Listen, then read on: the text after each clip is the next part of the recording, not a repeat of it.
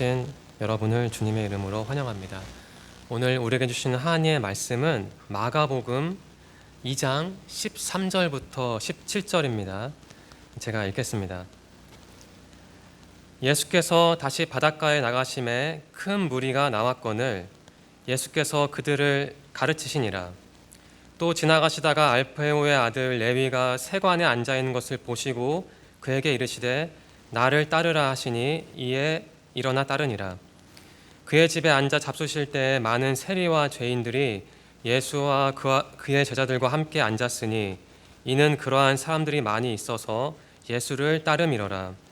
바리새인의 서기관들이 예수께서 죄인 및 세리들과 함께 잡수시는 것을 보고 그의 제자들에게 이르되 어찌하여 세리 및 죄인들과 함께 먹는가? 예수께서 들으시고 그들에게 이르시되 건강한 자에게는 의사가 쓸데없고 병든 자에게라야 쓸데있느니라. 나는 의인을 부르러 온 것이 아니요 죄인을 부르러 왔노라 하시니라. 아멘. 오늘 설교의 제목은 예수의 소통법입니다. 여러분, 소통이라는 단어의 사전적 정의를 아십니까? 제가 넷땡땡 사전에서 그 소통이라는 단어의 정의를 살펴봤습니다. 두 가지가 있었는데요. 하나는 막히지 않고 잘 통함이라고 합니다. 그리고 또 다른 하나는 뜻이 통하여 서로 오해가 없는 것이라고 합니다.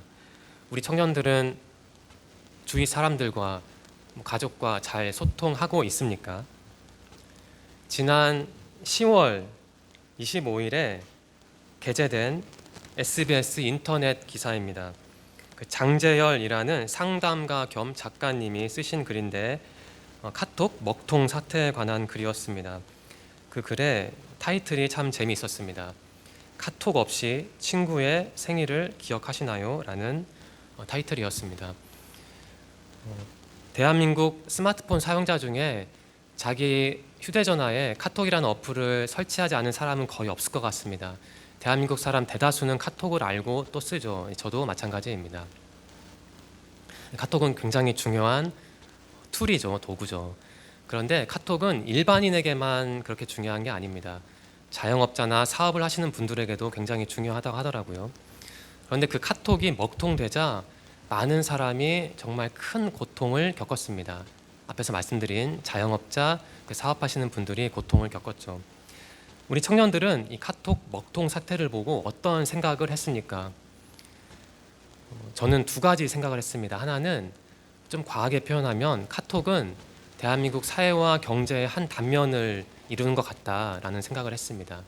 또 다른 생각은 과연 우리가 진정한 소통을 한 것일까, 인간적인 소통을 했던 것일까라는 생각을 했고, 이 두 번째 생각이 이 기사의 타이틀 카톡 없이 친구의 생일을 기억하시나요? 라는 물음과 결합하면서 제 마음을 때리고 또 제 마음을 울렸습니다. 또 다른 기사를 소개해 드리고 싶습니다. 지난 5월 5일에 게재된 한국일보 인터넷 기사입니다. 전혼립, 최은서 기자 이 두 분이 공동 취재해서 작성한 기사 같습니다. 이 타이틀은 이렇습니다. 아파트에 몰린 놀이터, 우리 단지 아이만, 동심 핥히는 차별의 울타리라는 타이틀이었습니다. 그 내용을 부분적으로 소개해 드리겠습니다. 기사에 있는 내용입니다. 그러니까 기사 기준으로 지난해 11월에 모 아파트 입주자 대표가 놀이터에 온 다른 동네 아이들을 도둑이라며 경찰에 신고했다고 합니다. 또 어떤 주부는 아이와 함께 동네에 있는 소위 브랜드 아파트에 놀러 갔다가 관리소로부터 입주민이 아니니 나가달라는 요청을 받았다고 합니다. 대한민국 곳곳에서 놀이터 전쟁이 벌어지고 있다고 하네요. 여러분, 전국에 있는 어린이 놀이터 개수를 혹시 아십니까? 승현 형제 몇 개나 될 것 같아요? 대한민국 전역에 어린이 놀이터가 몇 개나 될 것 같아요? 대충 찍어서 100개. 네. 그 통계를 보니까 2014년도에는 6만 2천 개였는데 2020년도에는 7만 6천 개로 증가했습니다. 그런데 그 중에 7만 6천 개 어린이 놀이터 중에 절반 이상인 4만 8천 개가 이 사유지인 주택 단지 안에 있다고 합니다. 그러니까 아파트 안에 있다고 하네요. 물론 그 외부인 출입 금지는 법적으로 문제는 아니라고 합니다. 기사에 따르면 2018년도에 서울 북부지법도 서울 모 아파트에서 인근 주민을 통제하는 것을 권리 남용이라고 판단하지 않았다고 합니다. 그 아파트 내 뭐 운동 시설이나 그 독서실이 있는데 그것은 당연히 아파트 주민이 활용을 해야죠. 그런데 비록 아파트 안에 있더라도 어린이 놀이터는 다르게 접근해야 한다는 게 이 기사의 골자였습니다. 이 기사에 등장한 그 서울여대 정재훈 교수의 말을 제가 소개해드리고 싶습니다. 직접 인용한 건데요. 그러니까 어린이 놀이터는 공공재의 성격으로 접근해야 한다는 겁니다. 이분이 이렇게 말을 합니다. 아파트에 담장을 쌓고 다른 사람은 못 들어오게 하는 단지의 전쟁에선 결국 아파트 밖으로 나가면 그 사람 역시 외부인이다. 이런 자발적 배제 속에서 자라난 아이들이 과연 어떤 사회를 만들어 나갈지 생각해 볼 문제다. 이러한 지적을 했습니다. 여러분, 그 아파트 다른 아이가 내 아파트에 와서 놀이터를 쓰게 하지 못하는 그러한 현상을 보면서 여러분 어떤 생각을 했습니까?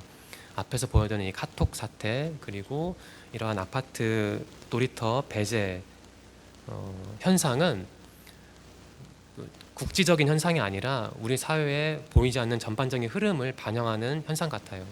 그러니까 우리는 소통을 잘 못하는 거죠. 한국 사회는 진정한 인격적인 소통과는 다소 거리가 먼 게 아닐까라는 생각이 듭니다. 우리와 같이 하나님을 믿는, 예수 그리스도를 믿는 사람들에게 만일 누가 당신에게 소통이란 무엇입니까? 라고 묻는다면 우리는 대답할 수 있죠. 우리에게 소통이란 외모에 상관없이, 경제력에 상관없이 학력을 따지지 않고 손을 맞잡는 것입니다 라고 나름대로 근사하게 대답을 할 수 있겠죠. 그런데 이렇게 카톡 사태가 반영하는 한국 사회의 모습, 또한 이러한 놀이터 배제 현상이 반영하는 한국 사회 사람들의 인식을 고려할 때 만일 우리에게 소통이란 무엇인가라는 질문을 하면 어떤 사람들이 이렇게 대답할 것 같아요. 그런 걸 왜 물어봐? 라고 대답을 할 것 같습니다. 가장 중요한 건 소통이라기보다는 다른 데 있는 것 같아요. 한국 사회 사람들에게는. 오늘 우리에게 주시는 하나님의 말씀은 마태복음 2장 13절부터 17절인데요. 이 부분은 예수님이 레위를 부르시는 장면을 묘사하고 있습니다. 저는 이 부분을 묵상한 다음에 예수님은 소통의 천재였구나라는 나름의 깨달음을 얻었습니다. 여러분과 제가 분석하고 깨달은 바를 공유하고 싶습니다. 말씀을 한 절 한 절씩 같이 살펴볼게요. 먼저 13절입니다. 13절 말씀 중에 다시 바닷가에라는 문구가 있습니다. 여기서 우리는 교육자 예수님의 모습을 발견할 수 있습니다. 앞에서 개역 개정으로 읽었는데요. 제가 현대인의 성경으로 13절을 읽겠습니다. 예수님이 다시 바닷가로 나가시자 많은 군중이 뒤따라와 예수님은 그들을 가르치셨다. 이렇게 현대인의 성경은 번역하고 있습니다. 여기서 이 바닷가라는 표현이 있습니다. 한글 번역 성경인 또 다른 한글 번역 성경인 공동 번역 성경에는 바닷가라고 나와 있지 않고 호숫가라고 나왔습니다. 아마 그 갈릴리 바다, 갈릴리 호수를 지칭하는 것 같습니다. 그 호수가 너무 커서 사람들이 바다라고 불렀다고 하죠. 그 갈릴리 호수에 가신 예수님의 모습을 묘사하는 장면이라고 보시면 될 것 같습니다. 예수님은 바닷가로 가셨습니다. 바닷가뿐만 아니라 사복음서를 보면 들판에도 가시고 산에도 가셨죠. 여기서 어떠한 깨달음을 우리가 얻을 수 있을까요? 예수님의 목회 장소는 교회에 한정되지 않았습니다. 사실 예수님은 교회는 아니죠. 정확히 말하면 회당인데 회당에 계시기보다는 끊임없이 돌아다니시면서 사회에서 학교에서 들판에서 바닷가에서 가르치셨죠. 예수님의 목회 현장은 그야말로 삶의 현장이었습니다. 교회보다는. 13절 통해 우리는 그 예수님의 목회의 핵심을 파악할 수 있습니다. 이 부분에 그 가르치시니라라는 부분이 있는데 예수님은 정말 끊임없이 가르치신 것 같아요. 13절 보더라도 바닷가에 나가심해가 아니라 다시 바닷가에 나가셨다고 했거든요. 그 바닷가 호숫가를 한두 번 가신 게 아니죠. 끊임없이 가신 거예요. 뭐 구경하러 가신 게 아니라 그 모인 사람들을 가르치기 위해 가신 거죠. 그러니까 예수님 목회의 핵심은 사람들을 가르치는 데에 있었습니다. 네, 다음 14절인데요. 이 부분에 나를 따르라라는 문구가 있습니다. 여기서 우리는 예수님을 지도자 예수로 한번 정의해 볼 수 있습니다. 제가 이 부분을 다시 현대인의 성경으로 읽겠습니다. 잘 들어보시기 바랍니다. 그런 다음 길을 가시다가 알페오의 아들 레위가 세관에 앉아 있는 것을 보시고 나를 따라오너라 하시자 그가 일어나 예수님을 따랐다라고 기록하고 있습니다. 여기서 우리는 레위가 어떤 사람인지 같이 살펴봐야 합니다. 레위, 그냥 세관, 직원 이렇게만 나오는데 마태복음을 보면 레위가 어떤 사람인지 알 수 있습니다. 마태복음 9장 9절인데요. 이렇게 기록되어 있습니다. 예수께서 그곳을 떠나 지나가시다가 마테라 하는 사람이 세관에 앉아 있는 것을 보시고 이르시되 나를 따르라 하시니 일어나 따르니라. 그러니까 레위는 마태입니다. 세리 마태. 그 마가복음 기자는 그 레위라고 기록을 했네요. 아마 학자들은 추정을 합니다. 레위가 본명이었고 마태는 말하자면 그 제자가 된 다음에 부여된 이름이었을 것이다. 이렇게 보는 학자도 있긴 합니다. 아무튼 이 레위 마태는 세무서 직원이었습니다. 또 어떤 사람 추정하기를 세무서 좀 말을 바꿔서 표현하면 세무서 정 직원은 아니었을 거고 좀 고용이 돼서 잠시 일을 하는 사람이었을 것이다. 레위는 그런 사람이었을 것이다라고 추정하는 견해도 있습니다. 레위에게 오신 주님은 이렇게 말씀하셨죠. 나를 따르라. 여러분, 예수님께서 레위에게 나를 따르라라고 말씀하셨을 때 그 레위의 반응을 보시면 참 재밌습니다. 레위는 이렇게 기록되어 있죠. 나를 따르라 하시니 일어나 따르니라라고 기록되어 있습니다. 망설이지 않고 크게 고민하지 않고 바로 예수님을 따라간 것이죠. 그게 바로 레위의 모습이었습니다. 네, 다음 15절입니다. 15절에는 그 함께 앉았으니라는 문구가 있는데요. 여기서 우리는 예수님을 동행자 예수로 정리할 수 있습니다. 제가 역시 이 부분을 현대인의 성경을 읽겠습니다. 잘 들어보시기 바랍니다. 예수님은 레위의 초대를 받고 그의 집에 가서 식사를 하시게 되었다. 예수님을 따르던 많은 세무원들과 죄인들도 자리를 같이 하였다라는 기록이 있습니다. 현대 개역개정 성경에는 그의 집이라고 나와 있는데 사실 이 부분을 보면 그의 집이 예수의 집인지 아니면 레위의 집인지 궁금하지 않습니까? 이 부분을 두고 학자들도 많이 토론을 했다고 합니다. 그런데 답을 우리가 알 수 있죠. 누가복음 5장 29절을 보면 이런 기록이 있습니다. 제가 읽겠습니다. 레위가 예수를 위하여 자기 집에서 큰 잔치를 하니 세리와 다른 사람이 많이 함께 앉아 있는지라. 그러니까 레위가 예수님을 초대를 한 거예요. 자기 집으로 식사를 대접하기 위해서. 이 부분에 이 죄인들이라는 표현이 있습니다. 이 부분에 우리가 이 단어를 집중해야 하는데요. 이 단어는 소위 땅의 사람들을 말한다고 합니다. 유대인들인데 이 죄인들 혹은 땅의 사람들은 당시 그 바리새인과는 완전히 다른 반대편에 선 사람들이었다고 합니다. 바리새인들은 쉽게 말하면 율법주의자였습니다. 율법이라는 것을 해석을 해서 그 틀 안에서 살아갔거든요. 그런데 이 죄인들, 땅의 사람들은 그 바리새인들이 만들어 놓은 율법주의의 틀에서 벗어난 사람들이었습니다. 하나님을 섬기지 않는다는 건 아니었고 다만 바리새인들을 반대했던 사람들이었던 거죠. 그러니까 신앙적으로 그들과 맞지 않아서 바리새인들을 배척했던 사람들이었습니다. 따라서 바리새인들 입장에서 보면 이 죄인들은 폐물들이었습니다. 폐물들. 이것을 좀 더 폭력적인 세속적인 단어로 바꾸면 바리새인들은 이 죄인들을 그야말로 그냥 쓰레기 같은 존재들로 봤다는 거죠. 그런데 예수님은 바리새인들이 일종의 쓰레기라고 비하했던 그 죄인들과 어떻게 했나요? 같이 식사를 했습니다. 여기서 우리는 예수님이 소통하는 분이었다라는 사실을 알 수 있습니다. 다음은 16절인데요. 여기서 우리는 그 바리새인들의 고립과 오만을 볼 수 있습니다. 바리새인의 서기관들이라는 표현이 있는데 뒤에서 제가 설명해 드리겠습니다. 역시 16절을 제가 현대인의 성경으로 읽겠습니다. 이것을 본, 그러니까 예수님이 세리 죄인들과 같이 식사를 한 장면을 본 바리새인들이 항의를 하는 모습입니다. 이것을 본 바리새파 율법 학자들이 예수님의 제자들에게 어째서 당신들의 선생은 세무원이나 죄인들과 함께 식사하시오 하고 물었다라고 번역을 하고 있습니다. 여기서 바리새인의 서기관들이라는 표현이 있죠. 서기관들은 두 종류가 있었습니다. 바리새파 출신 서기관, 그리고 비바리새파 출신 서기관들이 있었는데, 여기서는 그 바리새파 출신 서기관들을 의미합니다. 서기관이라는 단어를 많이 들어보셨을 텐데 뜻을 잘 아십니까? 정리를 해볼까요? 구약 시대의 서기관은 그 국가의 문서를 관리하는 사람이었고, 또 그것뿐만 아니라 행정적인 일을 담당했던 사람들이었는데, 신약에 와서 서기관들은 그 율법을 열심히 필사해서 복사하고 연구하는 그 사람들이었습니다. 그래서 현대인의 성경은 잘 번역을 한 거죠.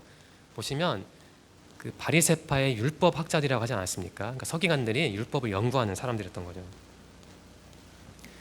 네, 그리고 바리새인은 앞에서 말씀드린 대로 그 율법주의에 빠져있던 사람들이었습니다. 이 바리새인들은 불만을 가지고 있었죠. 16절을 보니까 우리가 볼 때 세리나 죄인들은 정말 상종을 하지 말아야 할 쓰레기 같은 자들인데 왜 예수는 그 사람들과 함께 식사를 하는 걸까라는 상당히 오만한 물음을 품었습니다. 여기서 우리는 이 바리새인과 예수님이 서로 다르다는 것을 알 수 있죠. 완전히 다른 세계에 속해 있는 예수님과 바리새인은 완전히 다른 세계에 속해 있었습니다. 여기서 저는 우리 청년들에게 질문을 하고 싶습니다. 바리새인은 자신들이 만들어온 기준에 따라 살았습니다. 그 틀 안에서 하나님을 만나려고 했고, 그러니까 못 만났죠. 그리고 다른 사람도 그 틀로 재단을 했습니다. 혹시 우리 청년들 마음속에 그 바리새인이 있지는 않습니까? 우리는 바리새인을 쉽게 예수님을 배척했던 나쁜 사람들이라고 정의를 하지만, 과연 우리는 바리새인과 질적으로 완전히 다릅니까? 우리는 바리새인을 완벽하게 비판할 수 있는 높은 자리에 있을까요? 여러분 한번 고민해 보시기 바랍니다. 네, 다음입니다. 17절인데요. 여기서 우리는 그 죄인을 부르러 왔노라라는 문구에 집중해야 합니다. 여기서 우리는 치료자 예수를 발견할 수 있습니다. 제가 17절을 현대인의 성경으로 읽겠습니다. 예수님은 그 말을 들으시고 이렇게 말씀하셨다. 그러니까 그 말을 들으셨다는 것은 바리새인들이 예수님에게 항의를 한 말이죠. 예수님의 제자들에게 왜 예수는 저렇게 별 볼 일 없는 쓰레기 같은 그 세리 죄인들과 같이 밥을 먹는가? 이 말을 들은 예수님이 대답을 한 겁니다. 건강한 사람에게는 의사가 필요 없고 병든 사람에게만 의사가 필요하다. 나는 의로운 사람을 부르러 온 것이 아니라 죄인을 부르러 왔다라고 말씀하셨습니다. 여기서 건강한 자와 의인이 한 묶음 세트입니다. 여기서 건강한 자 의인은 말 그대로 건강한 자 의인이 아니고요. 자칭 건강한 자, 그 자칭 의인을 말합니다. 그러니까 누구를 뜻하나요? 그 바리새인을 지칭하는 말입니다. 일종의 반어법이겠죠. 그리고 의사는 물론 예수님을 의미합니다. 그리고 병든 자와 죄인이 역시 한 묶음인데요. 여기서 병든 자와 죄인은 바리새인이 비판한 사람들이죠. 달리 말해 그 주님께 겸손히 반응하는 자, 그러니까 자신이 죄인임을 아는 그 겸손한 자입니다. 그렇다면 여기서 우리는 이러한 질문을 할 수 있습니다. 나는 과연 의인인가 아니면 죄인인가 라는 질문을 할 수 있죠. 다르게 질문을 바꿔볼까요? 나는 바리새인인가 아니면 자신이 죄인임을 아는 그 세리인가? 이러한 질문을 우리는 우리 자신에게 던져야 하고 그에 대한 답을 해야 하는 겁니다. 네, 그 마가복음 2장 13절부터 17절 말씀을 살펴보았는데요. 5가지 질문을 통해 이 말씀을 조금 입체적으로 살펴보겠습니다. 첫 번째 질문입니다. 13절 말씀에 관련된 질문이고 제가 만든 질문입니다. 예수는 바닷가로 가서 자신에게 온 사람들을 가르쳤다. 나는 예수를 따르며 그분의 가르침을 받고 있나라는 질문을 저는 우리 청년들에게 던지고 싶습니다. 13절 말씀을 보니까 예수님은 다시 바닷가에 가셨다고 했잖아요. 거기에 많은 사람들이 있었을 텐데 그 사람들을 보시고 예수님은 그들을 가르치셨던 거예요. 그들에게 하나님이 어떤 분인지, 내가 왜 여기 왔는지를 알려주신 거죠. 예수님도 우리 승현 형제에게 그리고 여러분에게 다가오셨습니다. 왜 다가오셨을까요? 가르침을 주시려고. 그런데 여러분은 그 예수님의 가르침을 잘 받았습니까? 그 가르침을 잘 이해했습니까? 그리고 그 가르침대로 살고 있나요? 이 질문은 여러분에게 던져보시고 나름대로 답을 해보시기 바랍니다. 두 번째 질문입니다. 이 질문은 14절 말씀에 대응하는 질문입니다. 레위는 예수의 말씀을 듣고 어두운 과거에서 벗어났다. 나는 예수를 통해 새로운 사람이 되었나? 라는 질문을 저는 우리 청년들에게 던지고 싶습니다. 다시 14절 말씀을 보겠습니다. 예수님께서 레위에게 나를 따라오라 라고 말씀하셨을 때 레위는 다른 말을 하지 않고 어쨌든 이 말씀대로, 이 말씀의 기초에서 살펴본다면 일어나 따랐다고 했습니다. 이렇게 의심을 할 수도 있죠.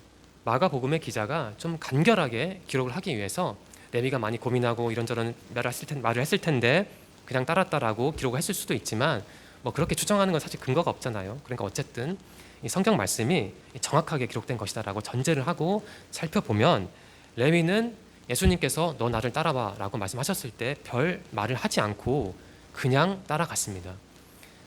레위가 왜 그랬을까요? 레위는 돈이 많은 사람이었습니다. 당시 세리는 그 로마 당국에 고용된 사람들이었습니다. 그래서 그 동족들의 돈을 걷어서 로마 당국에 상납을 한 건데 학자들에 따르면 필요 이상으로 걷었다고 해요. 왜 그랬을까요? 그 차액을 가져가려고. 그러니까 쉽게 말하면 좀 거칠게 표현하면 동족의 등골을 빼먹는 정말 악한 존재들이었는데 어쨌든 돈이 많은 사람들이었습니다. 그런데 레위가 뭐가 아쉬워서 예수님이 레위를 보고 나를 따라오라 했을 때 따라갔을까? 이렇게 추정할 수 있습니다. 레위는 양심이 있었던 사람 같아요. 동족들의 돈을 착취하던 그러한 삶에서 벗어나고 싶었던 것 같아요.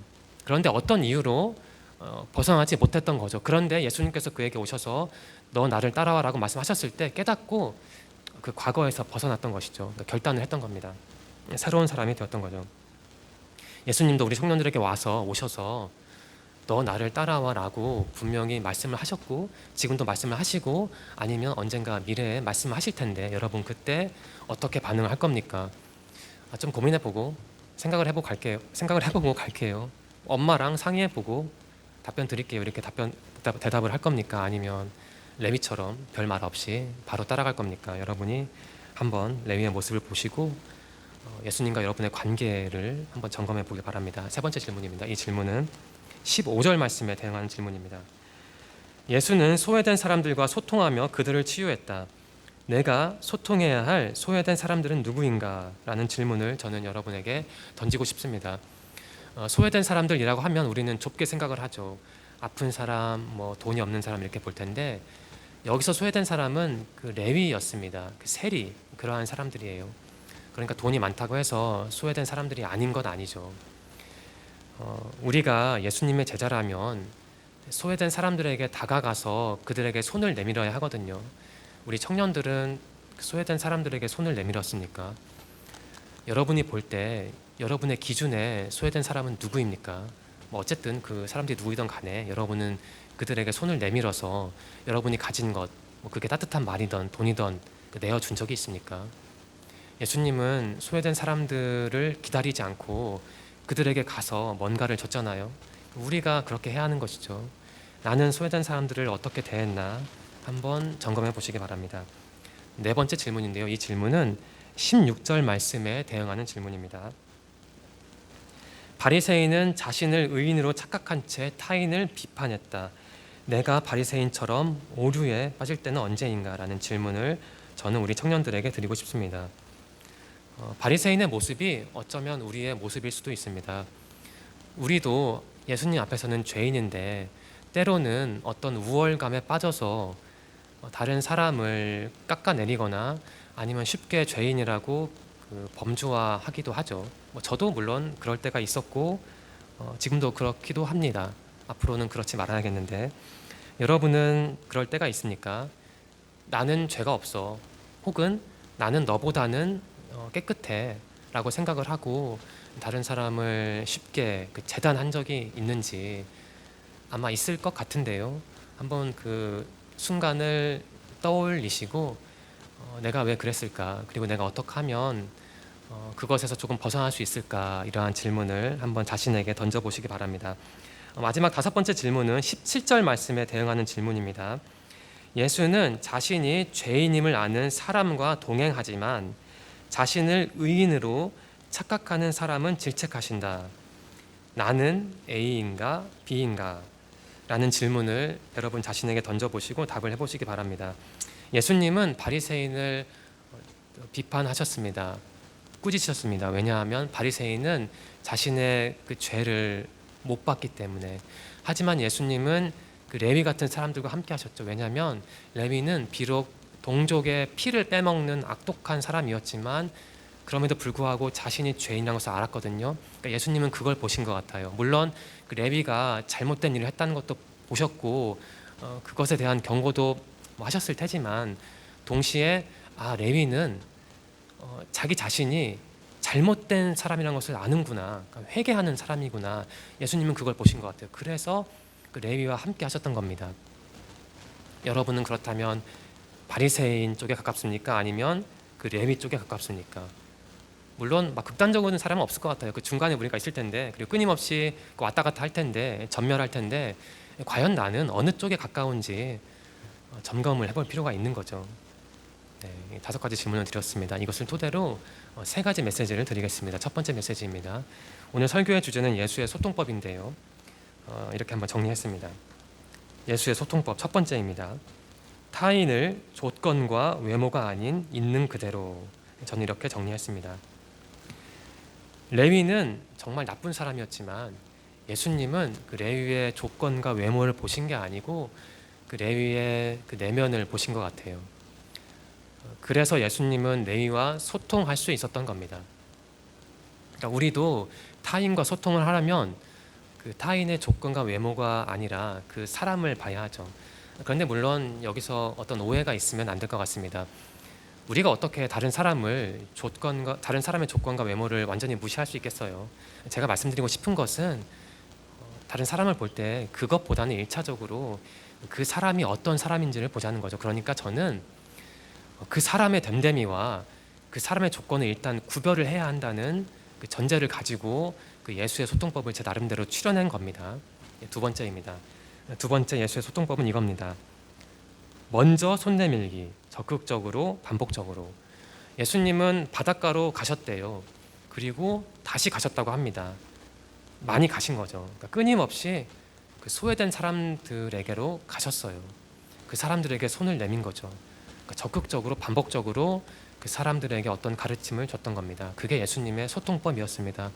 여러분은 그 소외된 사람에게 손을 먼저 내밀었습니까? 적극적으로 반복적으로 손을 내밀었나요? 여러분의 모습을 예수님의 모습과 한번 비교 대조해 보시기 바랍니다. 3번째입니다.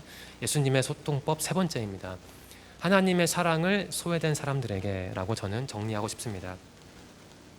예수님은 레위라는 소외된 사람에게 가셨습니다. 그리고 하나님의 사랑을 주셨죠. 사복음서를 보면 예수님은 항상 그러셨어요. 먼저 그 아픈 사람들에게 가시고 그 없는 사람들에게 가시고, 또한 레위처럼 소외된 사람들에게 먼저 다가가셨죠. 하나님의 사랑을 전파하기 위해서. 그게 바로 예수님의 소통법이었습니다.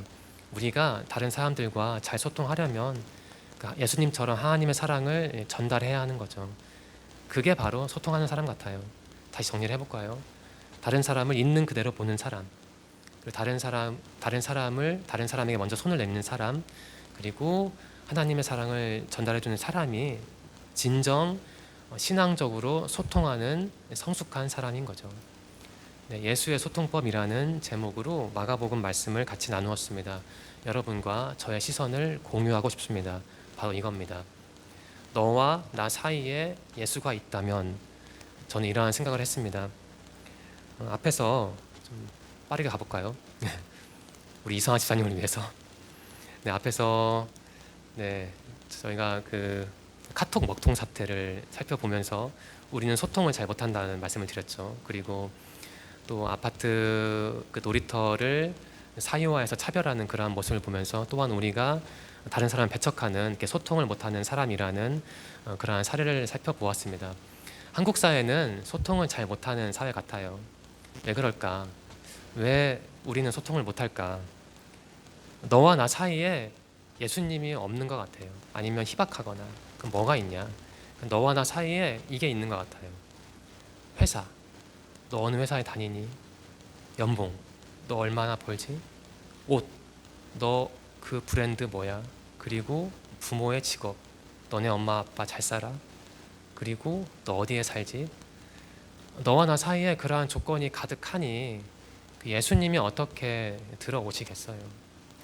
너와 나 사이에 그러한 조건들로 가득하고 사람을 사람으로 안 보고 돈으로 보고 도구로 보는데 어떻게 예수님이 우리 사이에 계시겠어요?